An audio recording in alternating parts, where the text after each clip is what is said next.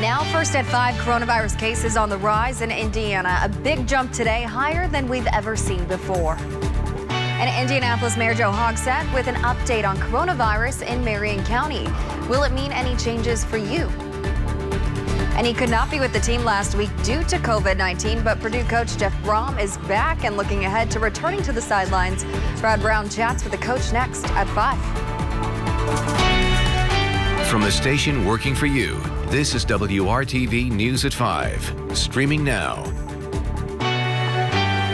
Now first at 5, a soggy start to the day. Some drying out for several hours. We're not quite done yet, but the end is in sight. WRTV Chief Meteorologist Kevin Gregory joins us from his home studio with a look ahead to tonight. And Kevin, we did see a lot of rain this morning. What are we looking forward to now? I was just adding that up, Amanda. It started last night as the late news was starting at 11 in Indy. 14 straight hours of rain before we had that little lull. And now we've got some rain back in central Indiana, but it will be winding down this evening. I'd say by 9 o'clock, coming to an end in many spots. Bloomington, just over 2 inches of rain. Indianapolis had 1.11 in the last 24 hours. There's the sharp back edge of this. Terre Haute to around Greencastle, Indianapolis, and Muncie. Northwest of that, nothing heavy enough to detect, and all the showers to the south and east are much lighter than what we had earlier in the day. There's your probability of rain, and you see it drops off quickly as we get past 9 o'clock. It will take a little longer south and east of Indy. It has been a cool day. You factor in the wind, the rain, and temperatures in the 40s, been pretty uncomfortable. There's the timeline by the time we get to 11, and should be all to the east. The slope of falling temperatures tonight, 38 tomorrow morning, a dry day on Friday. Speaking of dry, we'll talk about a pattern change in the 7-day forecast, have your Halloween forecast, and even a hard freeze to uncover. That's all coming up. Another record-setting day in the fight against coronavirus in Indiana as COVID-19 cases continue to climb. Today, the state reported the highest number of new positive cases since the pandemic began, 3,649. It's also the first time we have topped 3,000 reports in a single day. Those results were recorded between Saturday and yesterday. And the overall positivity rate of unique individuals tested is now up to 10.3%, and the 7-day rate is 14%. Indiana has now topped 4,000 deaths of people with COVID, with the addition of 33 new deaths. They occurred between August 20th and yesterday.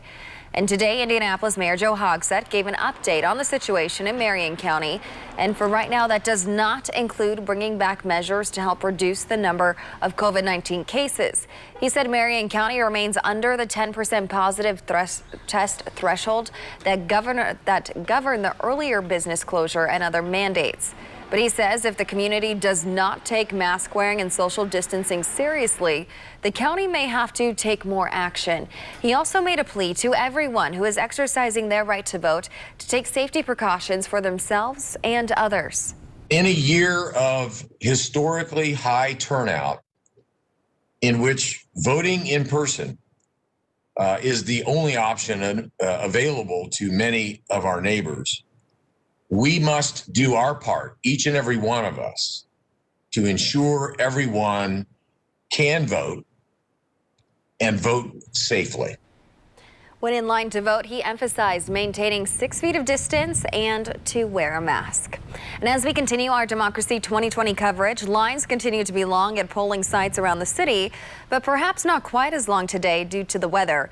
When our photographer took this video at the City County building, he said the line was shorter than he had seen in the past. In fact, as we checked IndyVoteTimes.org throughout the day, we found wait times at the CCB and other locations oftentimes to be less than or about an hour. Wait times have crept up a bit now, likely with people getting off of work. And right now, the wait at Lawrence Township Schools Administration Building is about an hour and a half, and St. Luke's United Methodist Church is about 2 hours. Tomorrow, the Marion County Election Board will vote on a plan that could reduce wait times at the polls.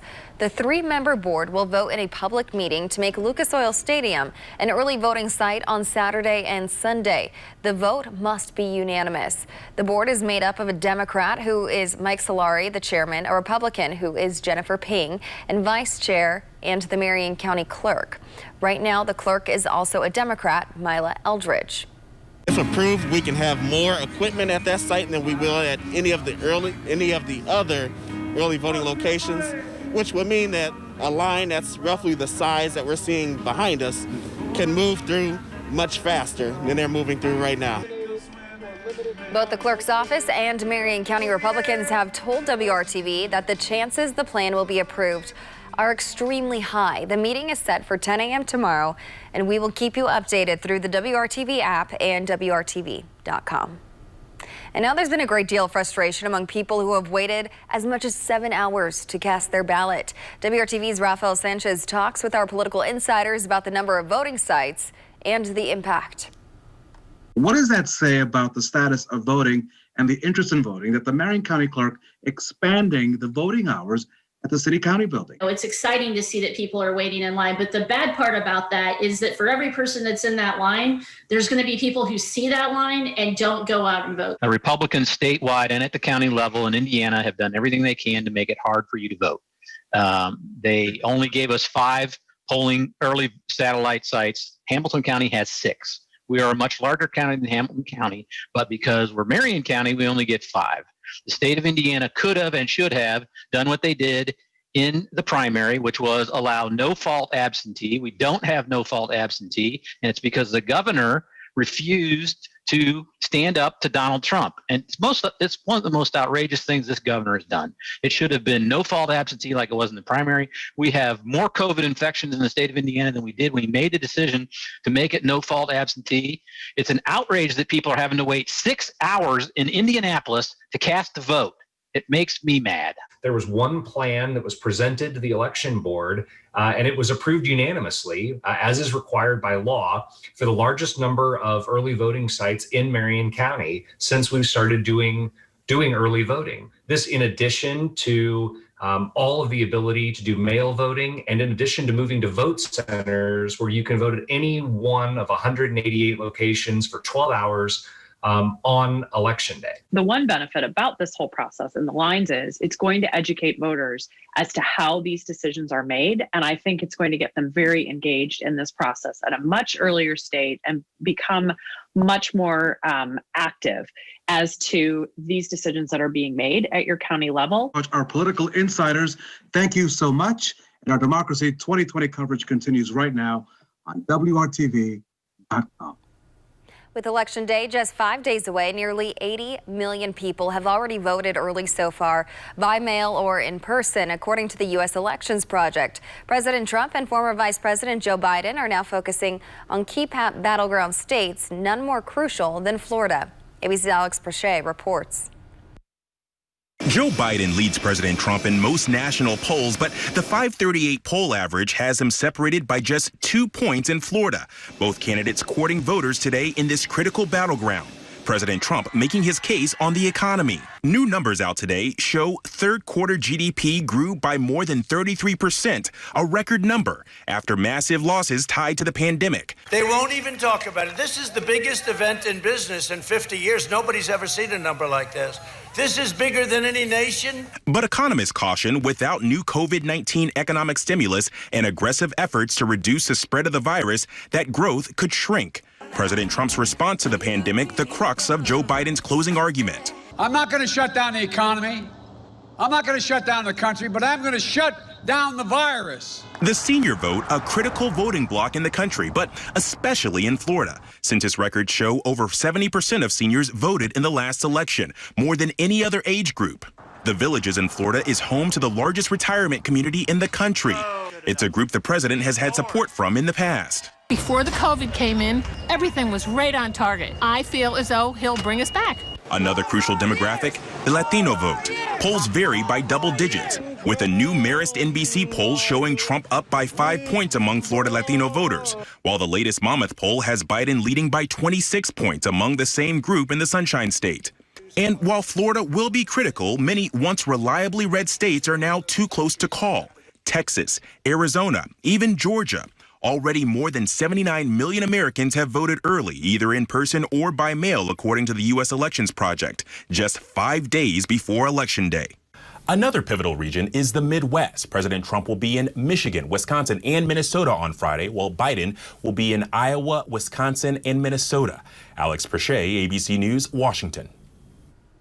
On Tuesday, it's Election Day live here at WRTV, your place for local, updated coverage all day from the polls, looking at key races, analysis, and of course, results when they come in. Look for us on the WRTV app on your streaming device. We will also provide you live results throughout the night here on WRTV with a complete wrap-up on the news at 11.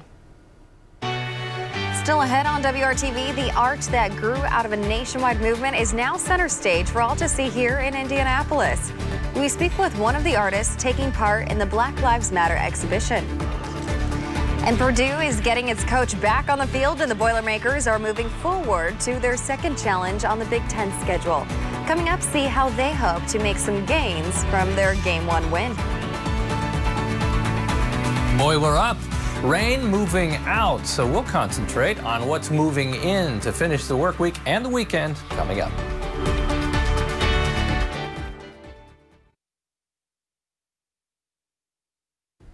Drug overdoses are one of the leading causes of death here in the United States. And our Kelsey Anderson found out that here in Marion County, we are seeing nearly a 50% rise in overdose deaths since the stay-at-home orders were put in place. Looking and seeking recovery, there has to be connection. And we have had mandates for there not to be connection. Along with the lack of face-to-face interactions amid the pandemic, Justin Beatty tells me there are new drugs on the streets.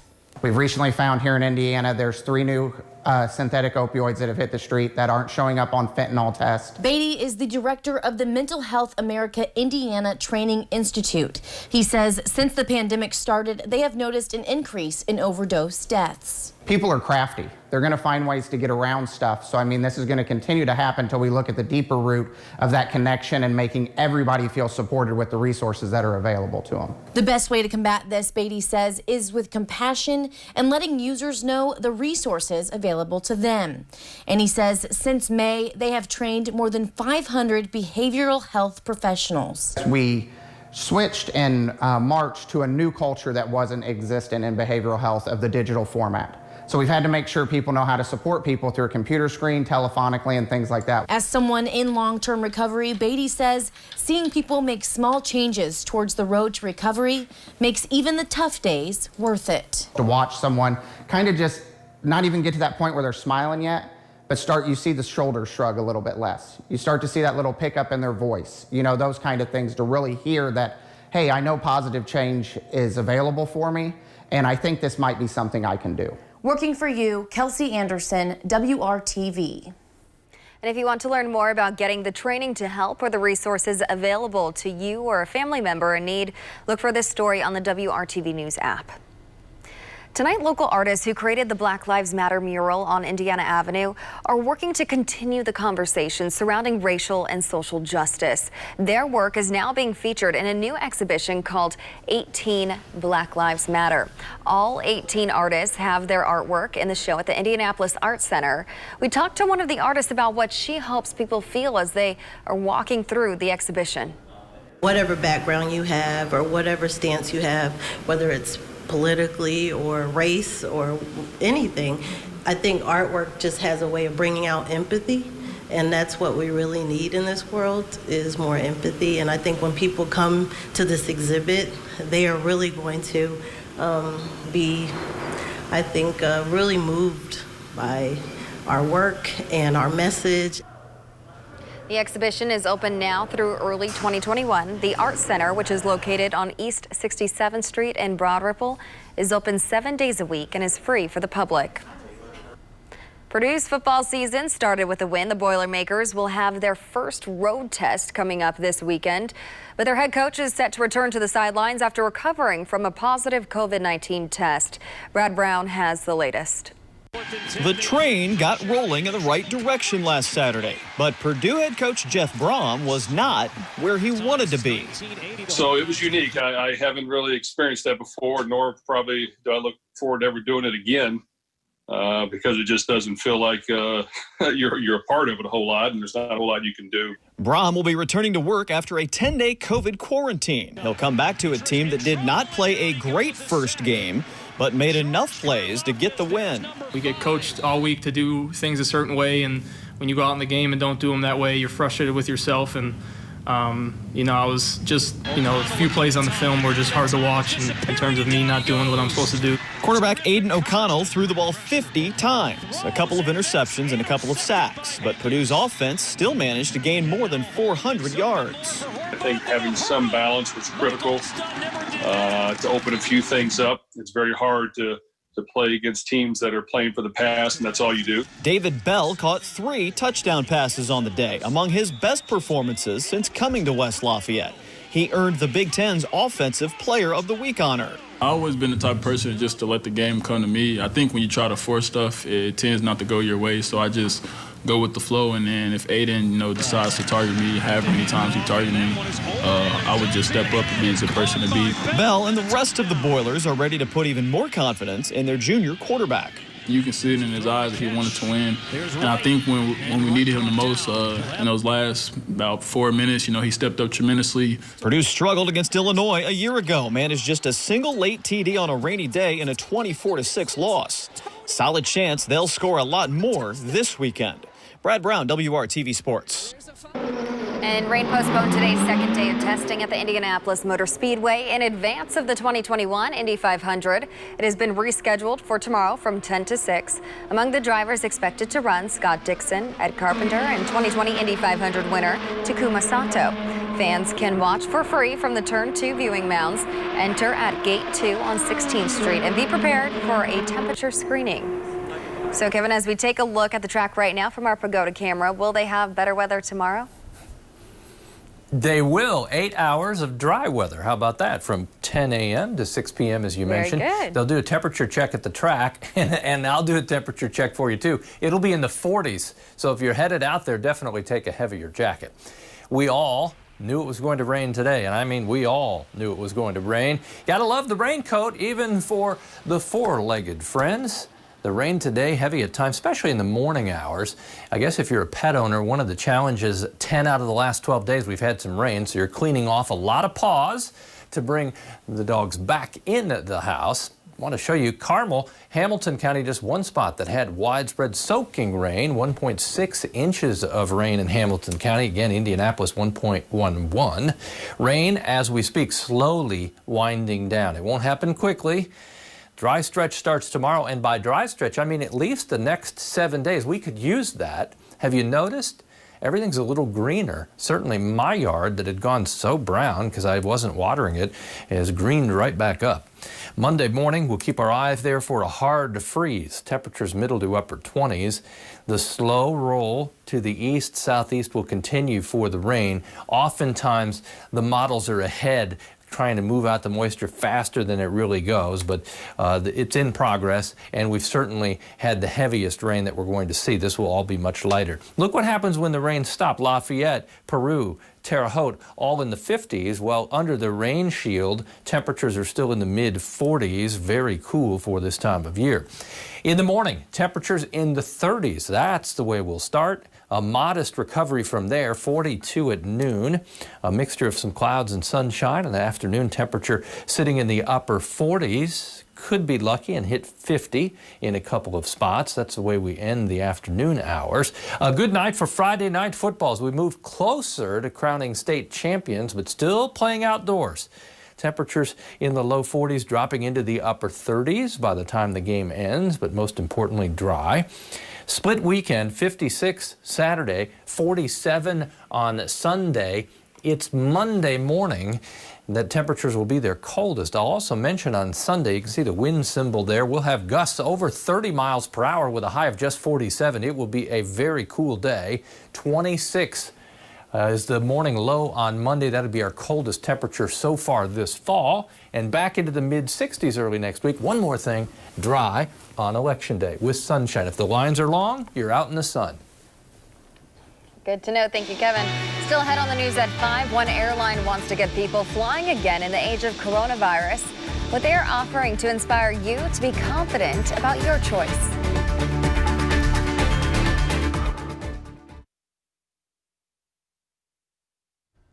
The Vatican is now ending Pope Francis's general audiences with the public amid a surge in coronavirus cases in Italy and a confirmed case at last week's gathering.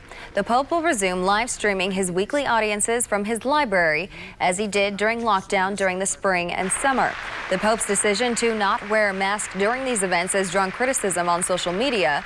The Pope's worship events over the next few months, including Christmas, will also be attended by fewer people. But the Vatican said plans could change as the health situation evolves. United Airlines today announced the world's first free transatlantic COVID-19 testing pilot program for passengers. The pilot program will run from November 16th through December 11th, and the airline will offer rapid tests to every passenger over the age of 2 and crew members on flights from Newark to London's Heathrow Airport. Anyone who does not want to be tested will be placed on another flight. Passengers will have to arrive 3 hours before their flight to get rapid test results in time. Area hospitals seeing a spike in COVID-19 patients. What health officials think is behind the increase, how they are preparing for what's ahead, and what you need to know to stay healthy. That's tonight at 6. And new movies at the theater are few and far between, but streaming services are getting busy. Next at 5:30, the many new shows coming in November.